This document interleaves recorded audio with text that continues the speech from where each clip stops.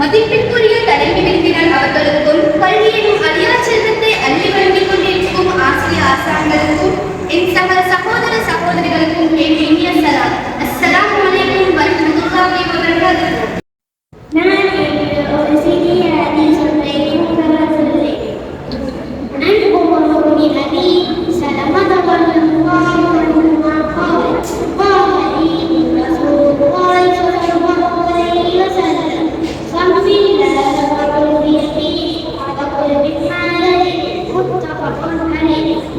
من بالحديث سلمان الله عنهما والذي الى رسول الله صلى الله عليه وسلم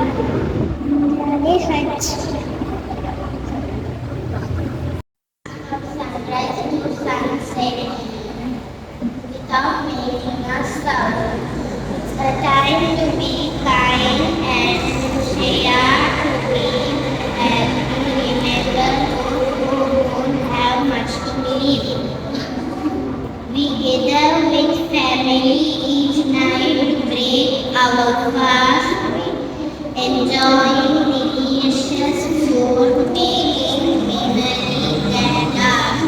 We pray and we read Quran, seeking Allah's grace, and strive to be better in every single day. So let's celebrate Ramadan with joy and happiness with our each family. Thank you.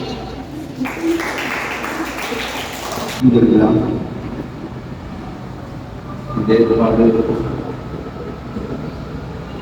மிக சந்தோஷமான ஒரு எதிர்பார்ப்பு.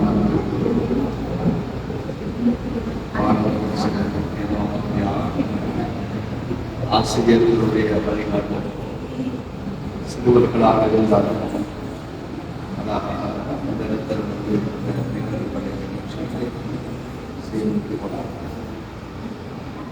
இந்த நாட்டம் ஒரு தரப்பு நான்காக முஸ்லீம்கள் இந்துக்கள் பௌத்தர்கள் கிறிஸ்தவர்கள் என்று எல்லா மக்களும் சேர்ந்து வாழ்வதற்கிறார் சகல மக்கள். நாம் ஒவ்வொருவரும் இந்த சிறுவர்களை எந்த இனத்தை சேர்ந்தவர்களாக இருந்தாலும் சிறுவர்களை மற்ற தங்களுடைய மதங்களை போதிப்பதோடு நம்முடைய நாட்டில் இருக்கிற ஏனைய இன மதங்களை பற்றிய ஒரு தெளிவும் புரிந்துணர்வும் இருந்தால்தான் நாட்டில் ஒற்றுமை என்பதை எதிர்பார்க்கணும். புரிந்துணர்வு இல்லாததுனாலதான் இன்றைக்கு ஒரு இனங்கள் இன்னொரு இனத்தோடு அடிச்சு கொள்வது, ஒரு மதம் இன்னொரு மதத்தோடு அடிச்சு கொள்வது புரிந்துணர்வு இல்லாத சென்ற ஒரு 4 மாதத்துக்கு முன்னால திருவோணமலையில் பாலசாலை இதில் நாங்கள் ஒரு நிகழ்ச்சி பெரிய ஏற்பாடுகள் செஞ்சிருக்கோம். அதுக்கு சென்றிருக்கோம். அங்கே தைப்பொங்கல், அதாவது கிறிஸ்தவர்களுடைய ஈஸ்டர் சண்டே, ரமலானுடைய விஷயம் பல மதத்தை சேர்ந்த அந்த பெருநாள் நிகழ்வுகளை வச்சு ஒரு கலாச்சார நிகழ்ச்சி. அதில் மாணவர்கள் ஒரு தலைகளை பேசலாம். அதுலேயும் நாங்கள் என்னத்தை வலியுறுத்தினோம்னா, சின்ன வயசுல இருந்து நாங்கள் படித்து கொடுக்கக்கூடிய பாடம் ஒரு பெற்றோர் படித்து கொடுக்கணும் அல்லது ஏனைய கல்விகளை கற்கக்கூடிய இடங்கள்ல இப்படிப்பட்ட நிகழ்வுகளை உண்டாக்கி ஏனைய மதங்களை பற்றி அவங்களோட மத கடமைகள் என்ன, மத சடங்குகள் என்னன்றதை இந்த மாணவர்களுக்கு நாங்கள் அதை எந்த விதமாக இருந்தாலும் அடுத்த இதை பற்றிய தெளிவு நான் கட்டாயம் கொடுப்போம். அப்பதான் அந்த முஸ்லீமாக இருந்து அவங்க இந்து சகோதரனை மதிக்கக்கூடிய ஒரு தன்மை இருக்குது. ஒரு இந்துவாக முஸ்லீமை மதிக்கக்கூடிய தன்மை இருக்குது. ஒரு பௌத்தர் கிறிஸ்தவரை மதிக்கக்கூடிய தன்மை, கிறிஸ்தவர் பௌத்தரை முஸ்லீமை எப்படி மதிக்கக்கூடிய ஒரு தன்மை இது ஒரு கட்டாயம். அந்த வகையில சுருக்கமாக அந்த ரமதானுடைய விஷயத்தை சொல்றேன். இப்ப எப்படி கிறிஸ்து ஆண்டு ஜனவரி பிப்ரவரி இப்படி 12 மாசம் இருக்குதோ, இதுல இஸ்லாமிய கலண்டர் பிரகாரம் எங்களுக்கு 12 மாதங்கள் இருக்குது. அதுல ஆரம்ப மாதம், முதலாவது மாதம், 4 மாதம். அதே போல அதுக்கு ஒரு மாதம் தான் ரமதானுடைய மாதம். இது எங்களுடைய குர்ஆனிலேயும் ஷஹ்ரு ரமதான், ரமதான் என்று பெயர் சூட்டப்பட்டு வந்திருக்கின்ற மாதம். ஏழை மாதங்களை விட இந்த மாதத்தை பெயர் குர்ஆனிலே சொல்லப்படும். இந்த மாதம் நாங்க எங்களோட மாதத்தை எப்படி முடிவு செய்வோம் என்றால், பிறைய வச்சு சந்திர கணக்கு தான் எங்களுடைய கணக்கு. பிறை எப்ப தென்படுதோ மாதத்துடைய பிறை அதை நான் கண்ணால பார்ப்போம். எங்களோட மார்க்கத்தினுடைய போராது அந்த பிறையை பார்த்து தான் இந்த மாதம் ஆரம்பிக்கிறது என்பதை முடிவு செய்யும். அதே மாதிரி தான் ரமதானுடைய மாதம். இதே போல ரமதான் முடியும் போது பெருநாள் கொண்டாடுவதாக இருந்தாலும் அந்த பிறை பார்த்து ஷவ்வால், ரமதானுக்கு அடுத்த மாதம் ஷவ்வாலுடைய மாதம், என்னோட ஷவ்வால் மாதம் பிறை தென்படுத்திருக்கிறது. பெருநாள் கொண்டாடுறோம் என்று எங்களுடைய இந்த பௌத்த நாட்டில் முஸ்லீம் உலமா சபை என்று சொல்லி கொண்டிருக்கிறது. உலமாக்கள், மார்க்க அறிஞர்கள் சபை. அதே போல மிக நீண்ட காலமாக எங்களுடைய கிரேக் மோஸ்ட் அந்த பள்ளிவாசல். அதே போல அரசு, அதாவது நாட்டினுடைய அரசு ரீதியாக எங்களுக்கு கொக்கு போர்டுன்னு சொல்லி முஸ்லீம் கலாச்சார அமைச்சர்களுடைய இவங்கெல்லாம் இணைந்துதான் நிறைவு செய்வாங்க. எங்களுக்கு கேந்திர விஷயம் ரமதானுடைய நோன்பை பொறுத்தளவு சூரியன் உதயமாகுவதல்ல. சூரியன் உதயமாகுவதற்கு முன்னால் அவங்களுக்கு எல்லாருக்கும் தெரியும், நைட்ல சூரியன் உதயமாகுவதற்கு முன்னால் பள்ளியில் அதான் சொல்லுவாங்க. ஏனைய சகோதரர்களுக்கு தெரியும்.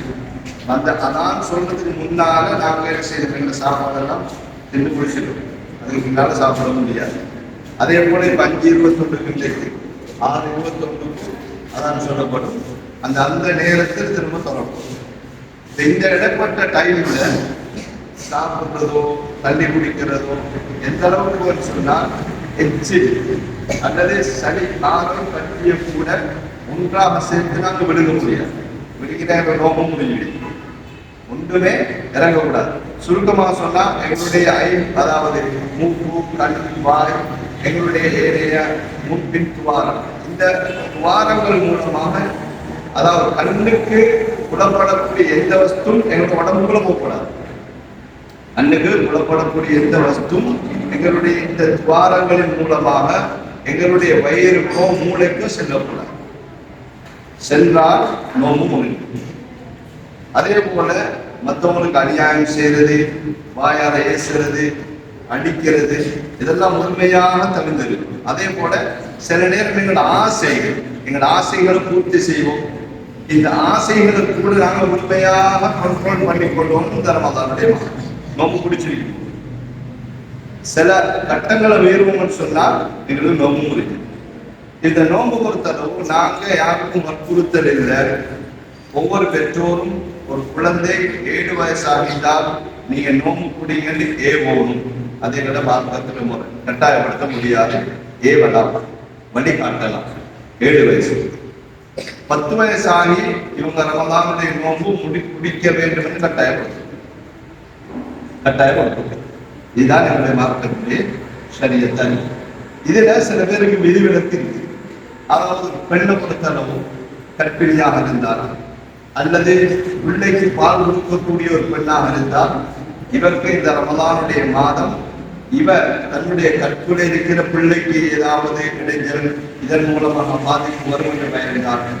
அல்லது பிள்ளைக்கு பால் கொடுக்கக்கூடிய ஒரு பெண்மணி தன்னுடைய குழந்தைக்கு பால் கொடுக்க முடியாமல் போய்விடுமோ என்று பயந்தால் இவைக்கு நோன்பு குடிக்க தேவையில்லை. இவங்க செய்யலாம் நோன்பை இந்த அல்லாத ரமலான் அல்லாத காலத்துல அவங்க நோன்பை குடிச்சு கொள்ளேரும். அந்த பிள்ளைக்கும் பால் குடியும் பக்கத்தில் இருக்கிற குழந்தையும் சேர்த்து அவங்க பயந்து சொன்னா ஒவ்வொரு நோம்புக்கும் 600 கிராம் அரிசி தானமாக கொடுக்கும். 600 கிராம் அரிசி தானமாக கொடுக்கும். இதே போல வயதுபவர்கள் இருக்கிறாங்க, இவங்களுக்கு நிரந்தரமான நோய் இருக்குது, இவங்க வாழ்க்கையில நோய் மீள மாட்டாங்க. நிரந்தரமான நோய் இவர்களுக்கு ரமலானுடைய நோன்பு பிடிப்பது கட்டாயம் இல்லை. இவங்க இந்த நோன்புக்கு பதிலாக ஒரு நோன்புக்கும் 600 கிராம் அரிசி வீதம் 30 நோன்புக்கும் கணக்கு பார்த்து இதுதான் அவங்களுக்குரிய அந்த நோன்பு குடிக்காதவர்களுடைய தண்ட பணம், அதாவது கஃபாரான்னு சொல்லுவாங்க, அதுக்கு பதாரமாக கொடுக்கிறது. இதே போல ஒரு பயணம் செய்கிறார். கிட்டத்தட்ட எங்கள் இஸ்லாமிய கணக்குப்படி 90 கிலோமீட்டர் 90 கிலோமீட்டருக்கு மேற்பட்ட ஒரு பயணம் ஒருவர் செய்கிறார் என்றால் அது ஆபமான பயணமா இருக்கும். ஒரு வியாபாரத்துக்காக, உறவினரை பார்க்கறதுக்கு, அது ஒரு நல்ல ஒரு மனிதனுடைய ஒரு தேவையை நிறைவேற்றுறதுக்கு பயணம் ஒன்று செல்கிறார். அப்படிப்பட்டவர் இந்த நோன்பை குடிக்காமல் விடலாம். ஏனைய காலங்களில், இந்த அல்லாத காலங்களில் அந்த நோன்பை நோக்கிக் கொள்ளலாம். அதே போல நோன்புடைய காலத்துல பெண்கள் மாதத்திற்கு ஏற்பட்டால் அந்த காலத்துல அவங்க நோன்பு குடிக்க வேண்டிய அவசியம் இல்லை, குடிக்க தேவையில்லை. அதே போல பிள்ளை பெற்றிருந்து இருக்கக்கூடிய ஒரு காலம் இருக்குது, அவங்களுக்கு ஒரு 40 நாள் அந்த காலம், இதுக்கு உட்பட்ட பெண்களும் இந்த நோன்பு குடிக்க வேண்டிய அவசியம் இல்லை. அவங்களுடைய பரிகாரங்கள் வேறையா இருக்கு. இந்த நோன்பு சொல்லும் போதும் இது வருடாந்த சுத்தம். ரமலான் சொன்னா இந்த ரமலான் என்று சொல்றது மீனிங் என்னன்னு சொன்னா ரமலான் சுட்டு எரிக்கக்கூடியது, சுட்டு எரிக்கக்கூடியது, எங்களோட பாவங்களை சுட்டு எரிக்கக்கூடியதாக மனிதனுடைய அந்த ஆசை, மனிதனுக்கு ஆசை இருக்குது. அந்த ஆசையை அடக்கி ஆளக்கூடிய எல்லாமே நினைக்கிறது 30 நாள் நோன்பு முடிக்கிறது எவ்வளவு கஷ்டமான காரியம். முழு நாளும் தின்னாம இருந்தா உடம்பு விரையினமாயிரும், நாங்க உடம்புல விட்டமின் குறைஞ்சிரும்னு சொல்லி விஞ்ஞான ரீதியாக நிரூபிக்கப்பட்ட விஷயம் என்னன்னா, டாக்டர் ஹாரூன் இந்தியாவை சேர்ந்தவர், அவருடைய புத்தகத்தில் எழுதுகிறாரு. அதாவது பல தத்துவ ஞானிகள், விஞ்ஞானிகள், வைத்தியர்களுடைய ஆராய்ச்சிகள் எழுதி கொள்வார்கள். அந்த நேரத்தில் அவர் எழுதக்கூடிய விஷயம், அவர் மண் புழுக்களை வச்சு ஒரு ஆராய்ச்சி செஞ்சிருக்கார். எப்படி என்றால், ஒரு மண் புழு எடுத்து ஒரு பாக்ஸ்ல போட்டு இதுக்கு குறிப்பிட்ட நேரம் சாப்பாடு கொடுப்பது, ஒரு நாள் கொடுத்தா அடுத்த நாள் இல்லை, அடுத்த பாக்ஸ்ல இன்னும் கொஞ்சம் மண் புழுக்கள் எடுத்து அதுக்கு அவை விரும்பிய சாப்பாடு கொடுத்து அதை விட மேலதிகமான சாப்பாடு கொடுத்து கொண்டு அதில் ஆராய்ச்சியுடைய முடிவை சொல்கிறார். இந்த தேவையான உணவு அந்த மண்புழுக்களை விட ஒரு நாள் விட்டு ஒரு நாள், அதுவும் ஒரு லிமிட், ஒரு குறிப்பிட்ட உணவு கொடுத்த அந்த மண்புழுடைய சந்ததி 9 தலைமுறை கண்டதாக அவர் வரலாறு அந்த ஆராய்ச்சியுடைய முடிவு எழுதுகிறார். இணைந்து அவர் என்ன விளம்பரப்படுத்துறாருன்னா, மனிதன் சாப்பிடாமல் இருந்து இறந்ததை விட சாப்பிட்டு இறந்தவர்களின் வீதம் தான்.